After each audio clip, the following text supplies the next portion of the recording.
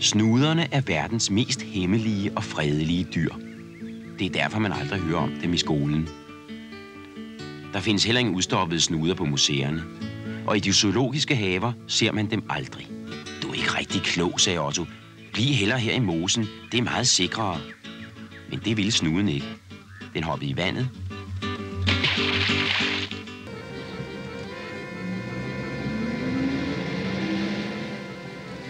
Snuden var en lille smule bange, og den var også ved at blive køresyg.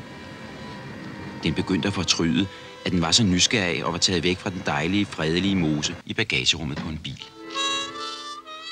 Snuden var frygtelig sulten, så den sneg sig ind på et værtshus. Ved et bord sad en stor bisse og spiste en pariserbøf. Snuden kildede ham på benet, og da han så efter, hvad det var, snuppede den hans bøf og åd den. Der blev slagsmål på værtshuset. Og snuden vaklede helt fortumlet ud i den mørke nat. Den havde kvalme og skulle brække sig. Nå, sagde rotten venligt. Hvordan går det så? Jeg ved ikke rigtigt. Snuden havde det faktisk ikke helt godt, men den var bange for at fornærme rotten. Derfor spurgte den, så høfligt den kunne. Hvor har jeg den ære at være, og hvem er de ædle frue? Du behøver ikke at sige de til mig, sagde rotten.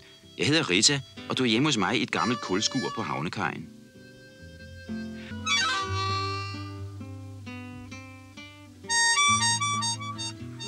Du skal ikke være bange. Forstår du, jeg klæder mig altid ud som en farlig bums, når jeg går udenfor. Ellers kan jeg ikke arbejde i fred. Men herhjemme, der går jeg i pæne kjoler.